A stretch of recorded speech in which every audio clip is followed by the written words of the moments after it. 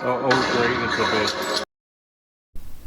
Alright, just update on the video you're about to watch. It's throughout the video we're talking about Jolie Strain playing Elida and the creature. It's actually Maria Ford playing the Elida instead of the creature. Jolie Strain's just the creature throughout it, but we make a lot of references to Jolie Strain. But Maria Ford is the very good looking actress who plays Elida. Just wanted to correct that. All right.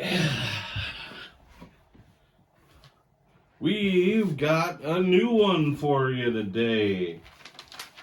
This is the sequel for our last video. We did Unnamable. This week it's Unnamable 2. The sequel.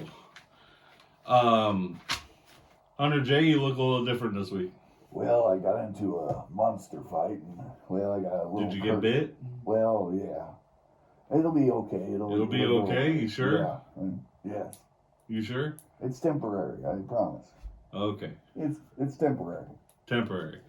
All right. It's temporary. He got bit, but he's going to be good. Itches a little bit, I'll tell you that, but I think I'll be okay. All right. At least you'll be okay. You got a new hat too. Yeah. Well, I took this off a vampire. Off a vampire? Well, yeah. Yeah. Did the vampire bite you? No. No? It was something down in the crypts. I don't know what, but yeah, it's just a minor rash. Okay. Did you get the vampire? It's a minor rash. It's not a big deal. No. Okay. All right. It'll go away. As long as you say so. Yeah, it's you just need a little garlic spray, you know. Yeah. We're joined by Rain today, who wants to be on the show also. The main thing to have is you gotta have a good blade. You gotta have a good blade? Well, you got multiple blades on the table right now. Yeah, just in case. Yes, the little ones and the big one. Well, I mean, the ones that did this to me, they might come through the door. Oh, they're still here? Well, I mean, some of them are. Well, I had to get out of there. I'll be honest with you. I had to get out of there pretty quick. Well, hopefully they don't come in because we got a video we got to film. That's true. That's a good this movie was made in 1992 and has a 5.1 on IMDb. This movie was horrible. I could barely sit through it. Yes. Yeah. There's not a whole lot of redeeming factors at all to this movie. What was the redeeming factor? Well, there shouldn't be redeeming factors, but there's a couple of assets. Oh, you're talking about Jolie Strain. Oh yeah, they decided to up the budget a little bit in this movie, and somehow still made a worse movie with more of a budget. Because the last movie, Unnamable, there was a good movie hiding underneath there somewhere. Yeah. It just wasn't done very well. But they upped the ante on this one, and they added Julie Strain, and she plays the creature, and she also plays the love interest. Alida was the girl's name that she played. That was also the creature. Does it really matter what her name was? Elida. Elida was their actual name. And fun fact on this, she actually took this movie. The main reason she took this movie is because she wanted a more serious role. She was getting tired of being TNA for movies. Makes sense. Because that was the main role she ever had, was just having her movies out and showing them off. Mainly all she ever did. Well, she did some serious But this was her serious role, which she wasn't the worst part of the show. She was probably the best part of this whole movie. I agree with that. So, she's very good looking, but that's not what I'm saying by good. She actually did some pretty good acting, I'd say. And as the creature, she was very creepy and very convincing. The effects were the star of the show again. Physical effects. The effects guy was the same. Yeah. And he, Biggs, I think it was, he said Chris Biggs. Okay. And he continued to do a good job for this movie. Well, right. The practical effects were good. The script was not. Well, we started out the movie, just to put y'all in the theater with us, we started out the movie with this Ric Flair intro, which made me laugh. At the start of it, it was like, duh, duh, duh, duh, at the start of the, and I was just like, Ric Flair, woo, waiting for that coming on. The date was changed, though. There was a funny thing with the Tombstone. Yeah. You know, the death of the main guy from the first movie, Yeah. you know, before it all started, Yes. when the creature was locked up. Well, his death changed. He was 1670 in the first movie. Yes. And in this movie, he died in 1704. Well, they added a couple of years, 34 years. What's 34 years? You know? No biggie. but why? If it didn't make that big of a deal, did they just forget, you think? Maybe it fit the They just forgot what the date was? They thought they needed to make the creature younger because they were going to put a 300-year-old woman in a love love story. She was the hottest 300-year-old woman I've ever seen, though. Smash or pass? I smash in a moment. Julie Strain, man, she was hot.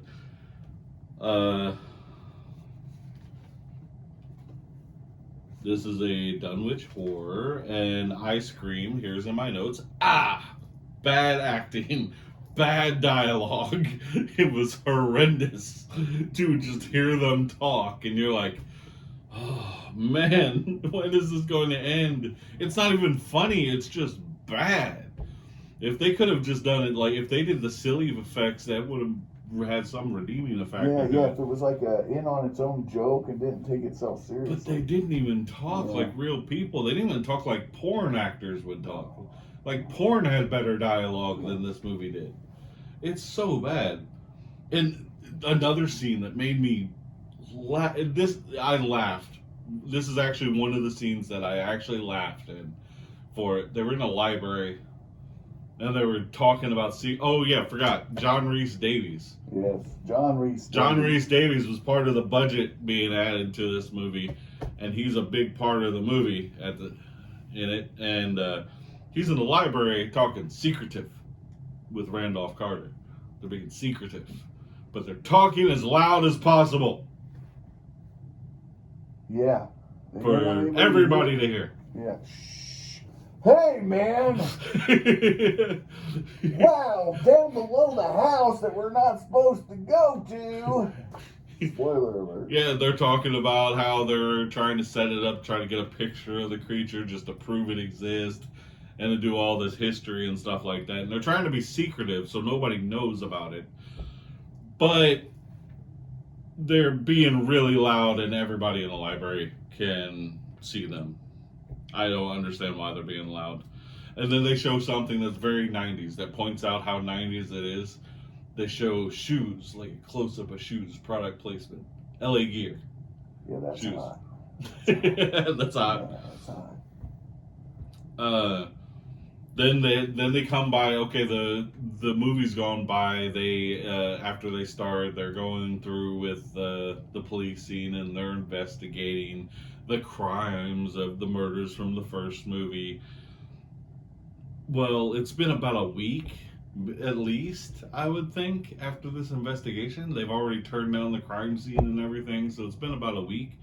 Well, they find one of the dead bodies from the first movie. And it's in a tunnel, and it's not decayed whatsoever. I think it's Wendy. From the first movie. Yeah. They find her body in the tunnel. Oh, no. Not decayed whatsoever after a whole week. Not Wendy. Not Wendy? Well, we didn't get to see her act, so. Poor Wendy. She was such a great gal. And then I wrote after that, after they're going to the tunnel, even John Rhys Davies can't hold this. Can't be. This was so boring. This whole scene that they're setting up this tunnel and finding this dead body. I must agree. The tunnel scene put me to sleep. Yeah.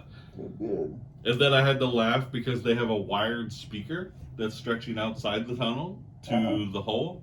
So it seems they're playing like telephone, like you get the plastic cups and stick it up your ear and talk back and forth through the little plastic cups. Yeah. That's what it seems like they're doing because they're just wired speakers wired to each other.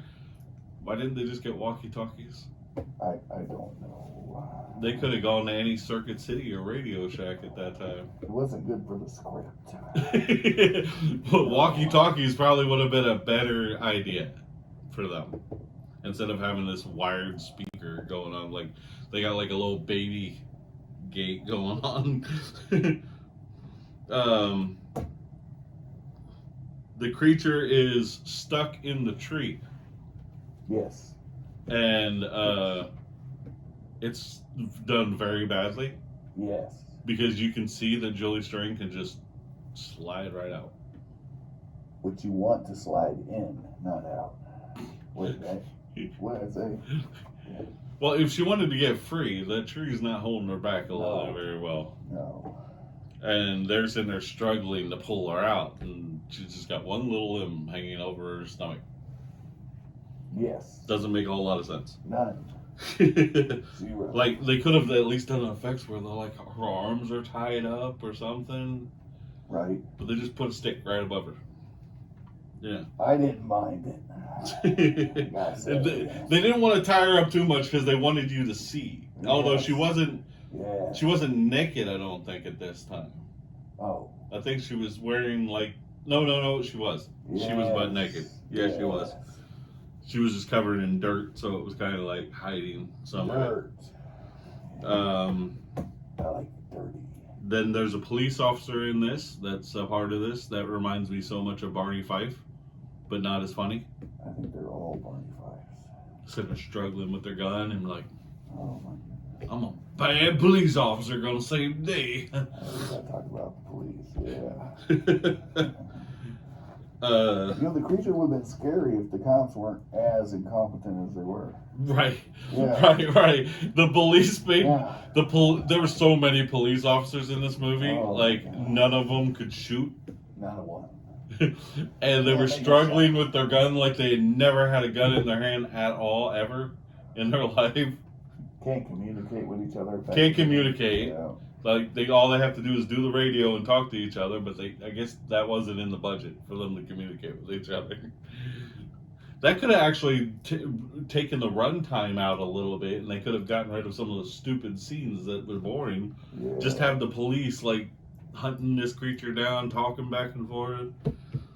But I have one good thing to say about this part, that we've gone like a little bit into the movie, and what I noticed, there's no Tanya.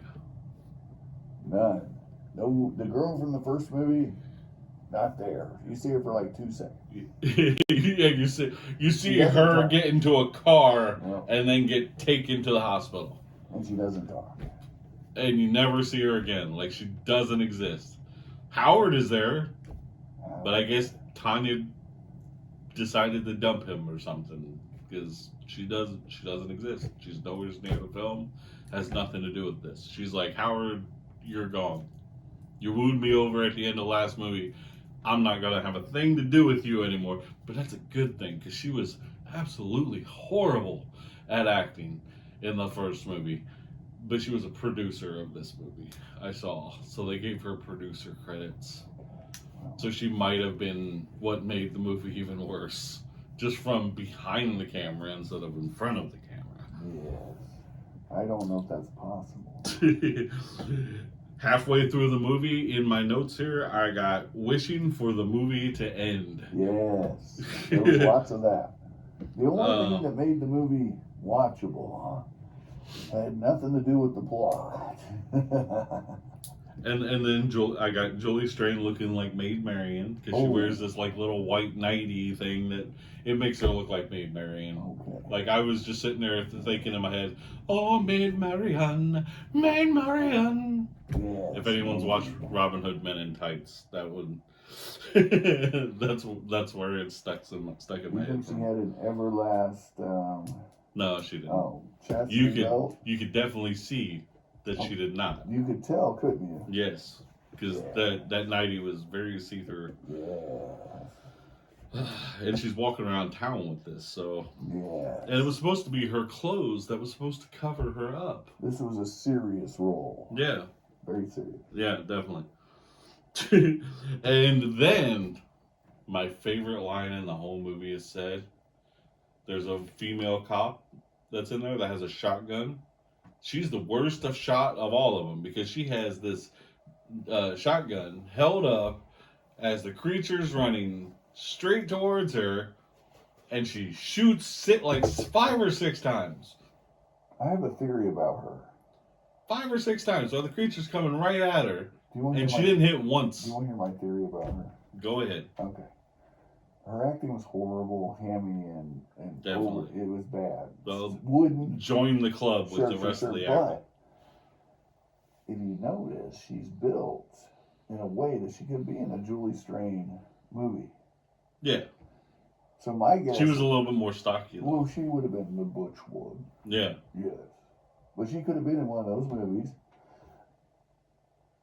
And I think if you checked IMDb, I bet she was. Which you don't know about this very much because I guess there was tall people in this group. But Julie Strain is 6'1". Yeah. She's my height. Yes. Yes. That's a tall woman. Yeah, well, I'm thinking that other gal was tall too. But she was not a good actress. But like I was saying, my favorite line she says at that moment when she first sees the creature before she starts shooting at it, she says, "Oh my God, it's a bitch." There it is. It tells you everything you need to know. I was like, you really do have to just. I need like a clip of this movie just right there. That scene. Oh my God, it's a bitch. Just so you can feel the just. I laughed my ass off when I heard that. You're allowed to play clips on these videos. You could probably pop it up. I probably could. And that can be part of your gag. Every video, you can make that scene pop up. Oh my God. Yeah.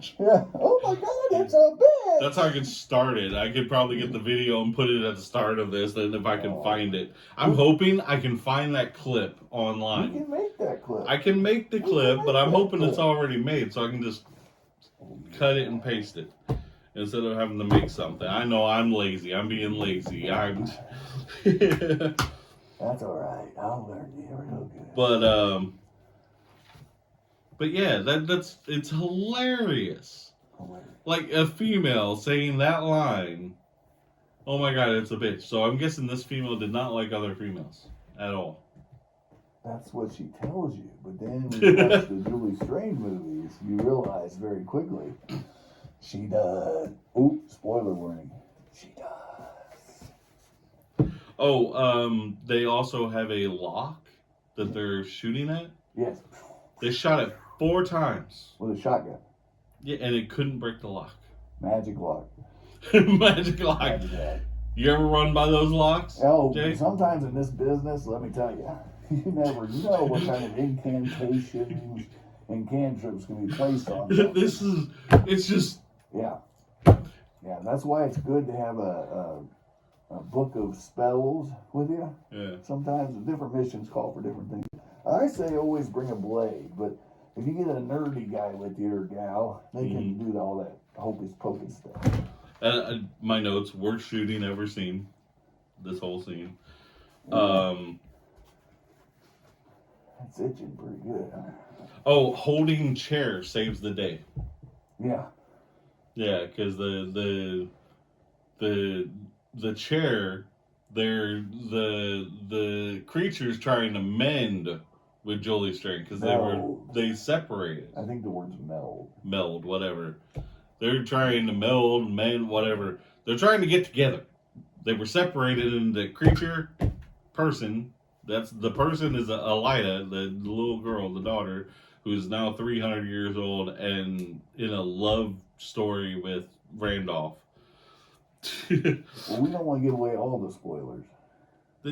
You see that we're giving away spoilers. Oh, we're doing spoilers? I'm fine with spoilers. Oh, I thought we were going to keep We're doing reviews of bad movies. So they need to know these bad movies. They don't have to watch them. They can watch them and get their own opinion from it. But this is just my opinion, and I'm giving away spoilers because I'm telling you about the movie. Guys, we're doing spoilers. We know this. Okay. They come into this knowing this. You know that there's spoilers. But anyway, they're trying to get together and become one, and Randolph grabs a chair. Yeah. And puts it right in the middle of the melding, and the creature's little lightning stuff that's coming out, that's melding to, all of a sudden just goes to the chair. Oh. And it melds with the chair. Yeah. It looked really cool. It's good effects. Yeah, it looked really but cool. It doesn't make any sense. Well, you know what it reminds me of? What? Have you ever seen Borat 2? No. In Borat 2, spoiler warning, right at the beginning of the movie, shut it off if you don't want to hear about it. Azimuth has been skinned and turned into a chair. And on the chair is Azimuth's crumb. Yeah. Yes. It's like that. But it doesn't make a whole lot of sense. Holding a chair saves the day. Not beating up the creature, not killing it. You can't beat up the creature. Not killing the woman or anything. Just nothing like this. You just hold a chair out while they're doing this stuff, and it goes into the chair. It's the magic of the Necronomicon. You don't understand the power. I don't understand. This is why I have you. The power of the Necronomicon. So what power causes it to go into the chair? Well, instead of the creature just being like knocking the chair out of the way and then the spell was cast. The transmutation was to begin. Okay. Whatever Eliza touched, or whatever Elida touched, the creature would combine with. So the creature combined with the chair because it was in its transformative state, because the creature was not of this world and could not exist in this world except through a host. Didn't you catch all that? They talked about it down in the tunnel. See, This is why you gotta pay attention. You gotta pay attention. You gotta pay. I didn't know if I wanted to pay attention. You gotta pay attention. And then the creature joins with the chair, and I wrote in my notes WTF. Yeah, Azimuth. Just go out, put it down. Azimuth. It's Azimuth.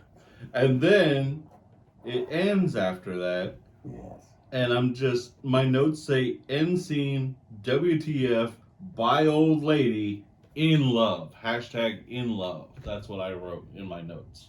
Have you guys seen, I hate to bring up old movies again, but this is just like in that lovely film. Oh, what's it called? The one with There Can Be Only One. There Can Be Highlander? Highlander, that's it. In Highlander, he gets to watch something happen to his girlfriend after the Russian guy came through and paid her a visit. You remember that? Mm-hmm. Well, anyway, that's crazy stuff if you think about it. He watches her grow old and die. Very sad. Well, imagine that happening in about 3 seconds to someone you met 2 hours ago. 2 days. Was it 2 days? 2 days. Well, I thought it was 2 hours.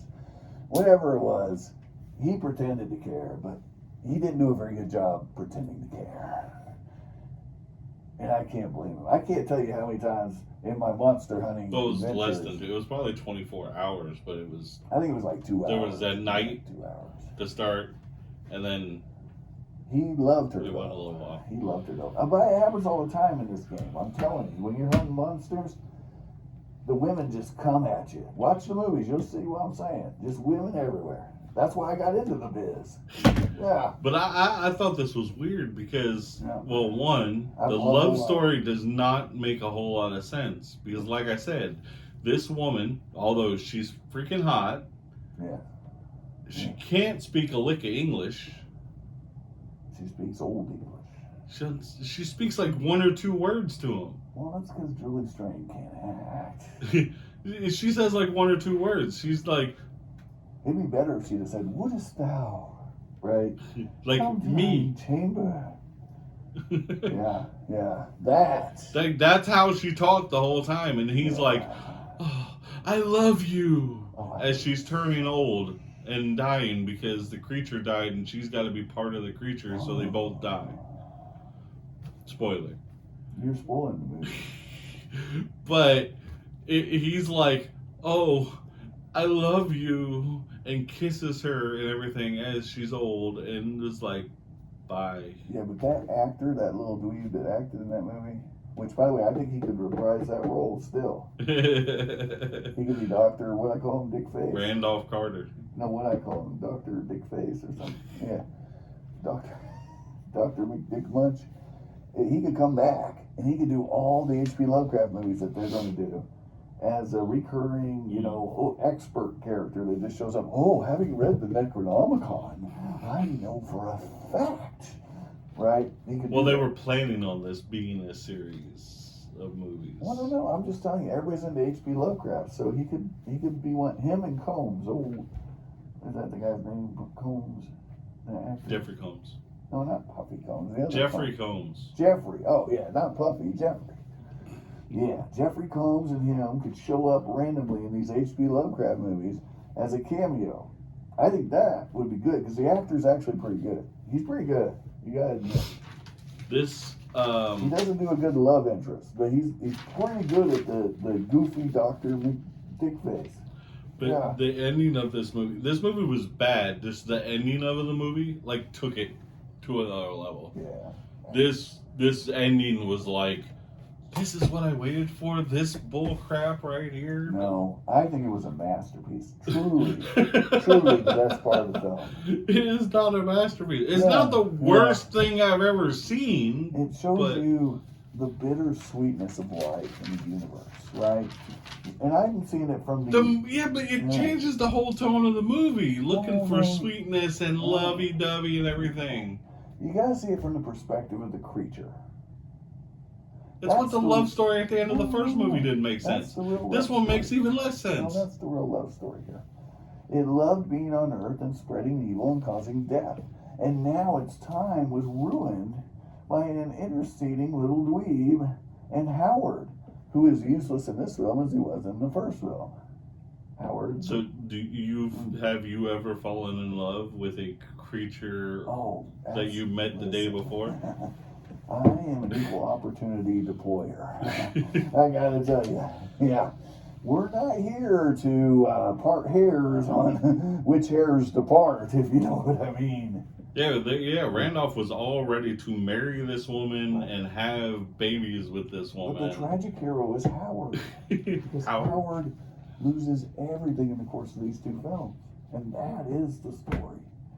Remember when the creature was making out with him at the end of the first film? What the get with Howard, and then the two-timing. It wasn't making out with him. It was, or it would have killed him as quickly. She was getting scared. That was heavy petting. Okay, and then check it out. In the second film, Howard gets no play whatsoever. It's all about Professor McDicklewick, and I'm going to tell you what. That creature still liked Howard, and Howard still liked that creature. Well, Howard had Tanya, I thought. Well, Tanya wasn't in the movie. We just talked about it. Wasn't in the movie, but Howard still had Tanya somewhere, wherever she was. You don't think Howard wanted to get some of that supernatural stuff? Let me tell you. Yeah. When they upgraded the Julie Strain? No, not Julie Strain, the creature. Yeah, that's what I'm saying. She played the creature on the under the prosthetics. Oh, they didn't use the same actress from the first No, movie? the actress that was in the first movie played the creature. Only played the creature in any movie she was ever in. So maybe she played in both. But she didn't play the creature in the second one. Julie Strain did. Oh, okay. Well, Julie Strain played Elida and the creature. Julie Strain could have took both those dweebs off. That's why the creature's boobs got a lot bigger. Oh, is that what happened? They were prosthetics, man. I know Julie Strain's boobs are fake, but you know. No, I'm saying that there was plastic. That was all plastic, man. In both movies, it was all plastic. Well, it's on top of their body. The plastic. I get they that, used plaster, which I had some notes on that. Oh, go Julie ahead. Strain hated putting on the creature makeup and said that there was guys putting on plaster. They put it on by hand. Yeah. So they were fondling her and rubbing her, putting on the plaster. She said that the guys seemed like they enjoyed themselves, but they were very nervous about it. She would say that because it promotes her gimmick. That's all that. Because she was like, they were just rubbing stuff She on was her. as bored as they were putting that shit on day after day. But she said she hated it. Yeah. Because it took so long and it was just guys rubbing on her and all. And then the plaster had to dry and so on. Have you seen the making of the Marvel films? Yeah. That's all. But it wasn't for long though, because this movie was shot in 5 weeks. Probably for the best. You can tell. Like just a little over a month. Shot this whole movie. Should have been done in 5 days. 5 days. There are movies that have been shot in 5 days. So. Probably better movies. I believe so. This one, it's not the worst, but it's not far off. Yeah. Like it had bonuses because, like I said, there were some scenes I chuckled in. Yeah. So I will forever remember. Oh my God, it's a bitch.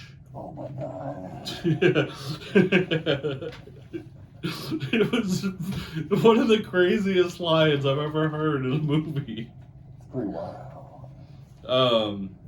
But yeah, I gave this movie 10 damage. So it's not the 11 damage, but it's right there with 10 damage.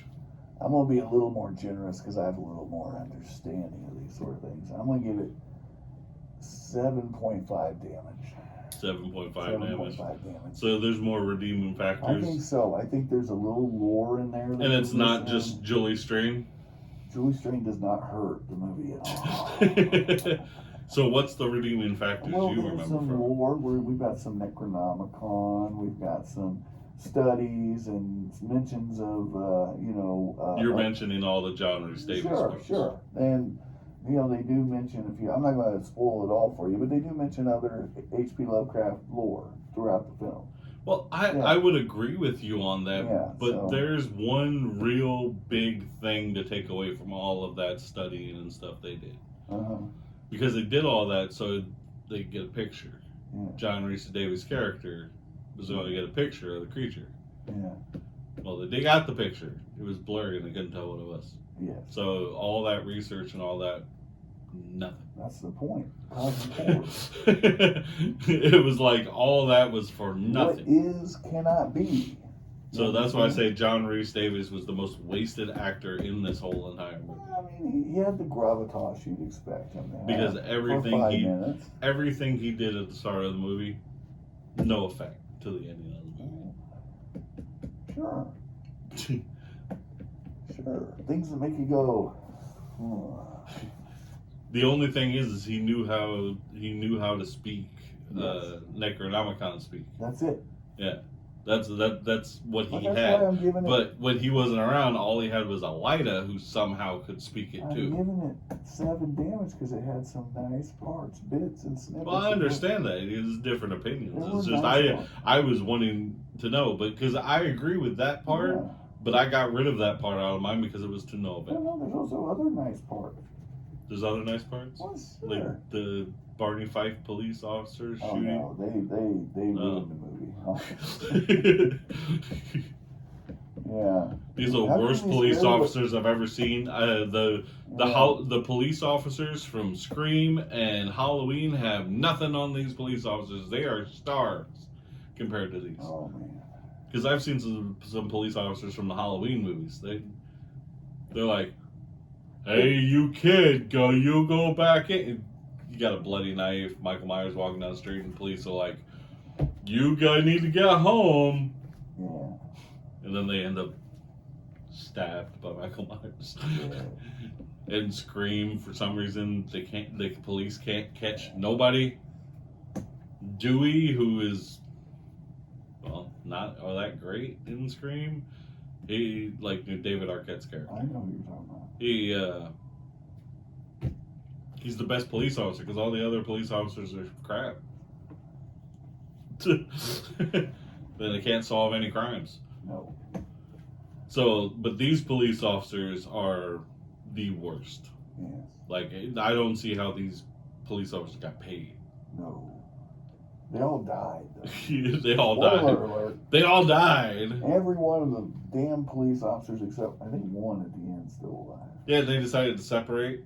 Yeah, Like there's normal one that horror separated movies. them. Yeah. The police decided to separate. when the police are doing some of the most stupid stuff, I'm just like, They mentioned the Dunwich horror stuff. Yeah, Dunwich horror. Yeah, they mentioned all that stuff. they did. They tried to reveal more of that They story, talk about Arkham. but then all that mattered in the end was the love story. Yeah, That's it. Like, they built all this other stuff up, sure. but all that mattered was the love story in the end. There's a romantic comedy somewhere underneath this whole movie. Well, then they kill a lot of teenagers. There's a lot of teenager kills too. Yeah, they did up the death toll Yeah. in this movie, Yeah, they definitely and that's where like more of their budget came from. Is there was more blood, more gore, Yeah. and more dialogue. Yeah.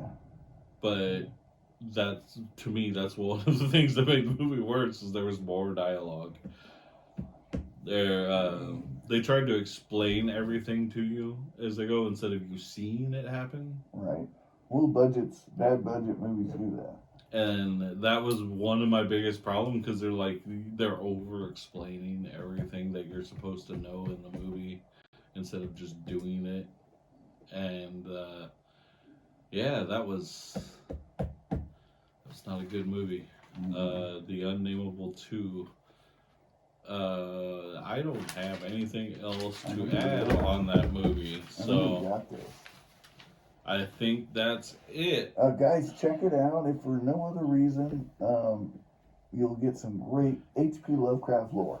Yeah, you'll get a little bit of lore and everything. Yeah. So, like, if you're really into H.P. Lovecraft, you can watch this movie. Maybe you get a little bit more out of it than I did. And Julian Strain's in it. And like I said, yeah, Julie Strain does not hurt this movie at all. No. It keeps... I bet you that's what keeps it from being 11 damage for me instead of 10 damage. It's Julie Strain and a couple of giggles I get in here. Yeah, it's so bad that a few scenes are good. Halfway through this movie, like 30, 40 minutes into it, you're going to be sitting there like, why am I watching this movie? Why am I not doing something else right now? But... like I said, different opinions. This is my opinion. You can take it for what it's worth. His opinion, take it what it's worth. The only opinion that really matters is your opinion. You.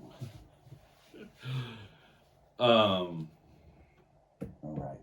Wow. But just like I said, this has been Bad Movie Club. We do have another movie that I'm gonna try to get that video out because we've already watched it and everything, and I got the information. I'm gonna have a third member on that video. Oh yes, a third member of the panel. Because he watched it with us. The Unholy Tribunal. And that's gonna be Orgasmo. Orgasmo. Yeah, it's a comedy movie that was really bad. I have a lot of information about that I'll put into it. But anyway, this is Bad Movie Club. We don't judge you, we just judge bad movies. And we won't judge you unless you're a bad movie. So this is my judging, this is my rule, and see you later. Like and subscribe, Oh, yeah. and get out of here. Take care, guys.